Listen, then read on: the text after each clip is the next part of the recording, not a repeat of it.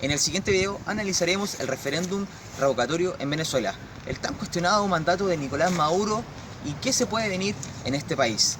Nuevamente Venezuela está en el ojo del huracán. No te pierdas el siguiente análisis en este video. Sin duda alguna, hablar de Venezuela es sinónimo de mujeres bellas, el Puma Rodríguez, Arepa, Ricardo Montaner y las tan conocidas teleseries venezolanas, que sin duda alguna superan la ficción, pero esa ficción hasta el día de hoy se ha transformado en una verdadera realidad para este pueblo venezolano. Es que con sus 31 millones de habitantes, según le informó la última encuesta realizada en el país, han demostrado el gran descontento que presentan hacia el presidente Nicolás Maduro. Para muchos medios de comunicación, la situación que está viviendo el país llanero es una verdadera crisis, en donde la desestabilidad económica, social y política ha llevado a que este país vaya en un incremento negativo. Pero ¿se ha preguntado usted cuándo parte esta crisis? Esta crisis parte en 1998, cuando su expresidente Hugo Chávez fue elegido democráticamente. De ahí hasta la fecha, Venezuela ha tenido varios cambios políticos, como por ejemplo pasar a llamarse la República Bolivariana de Venezuela.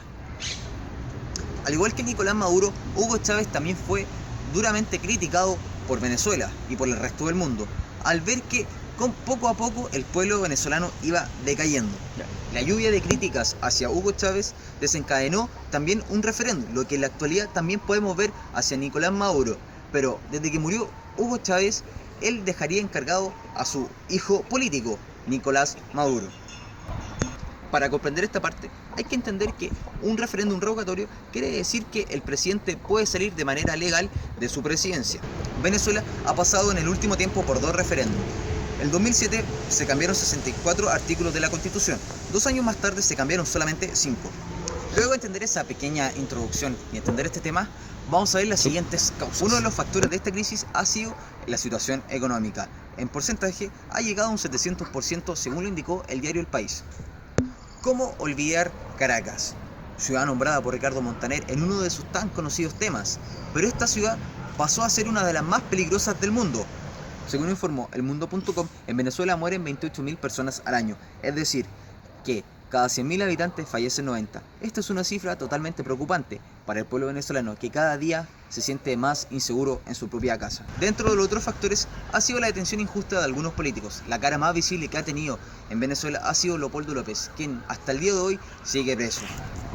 ¿Para qué hablar de los poderes políticos, en donde la autonomía la tiene el poder ejecutivo sobre el legislativo y el judicial?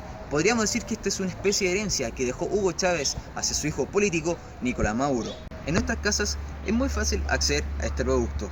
Lo podemos encontrar en la mayoría de los locales, bazares, supermercados o hasta en las mismas ferias libres de nuestro país. Sin embargo, lo que vive hoy Venezuela es totalmente distinto. La escasez del confort tan conocido en nuestro país o papel higiénico cada vez se hace más complicado obtenerlo. Y no solamente este producto, pasta de diente, champú, desodorante, jabón, hoy se terminan comprando en el mercado negro con un valor altamente mayor. Como todo conflicto en el mundo, tenemos que tener claro cuáles son los personajes principales de este tema. En primer punto tenemos a Nicolás Maduro, presidente de Venezuela, quien fue elegido el 2013 democráticamente a través de las votaciones del pueblo venezolano. Pero este conflicto, ¿qué tiene que ver con él? Cada vez más nos preguntamos, ¿qué ha hecho bien Nicolás Maduro si tiene una inflación sobre el 700%, desestabilidad social? Me pregunto, ¿qué está haciendo Nicolás Maduro? Como segundo actor tenemos a la Mesa de Unidad Democrática, quien está a la cabecilla Enrique Capriles, quien ya ha postulado a más de una vez a la presidencia de Venezuela. Ellos han querido formar este referéndum, el cual han conseguido la mayoría de votos para poder ejecutarlo. En tercer lugar tenemos a Tibisay Lucena.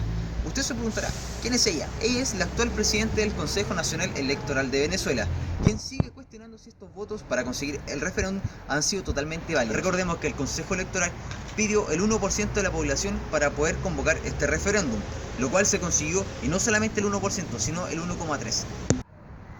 En el cuarto lugar dejaremos al pueblo venezolano, el cual dividiremos en dos sectores. En el lado A tenemos a la gente que sigue apoyando al mandato de Nicolás Maduro, quien se ha visto beneficiada a través del chavismo. Y por otro lado tenemos a la gente que busca el cambio, que busca apoyar en este caso a los presos políticos y a la oposición, para reformular lo que está pasando en Venezuela. Pasando a los personajes, nos vamos a las consecuencias y conclusiones de este conflicto.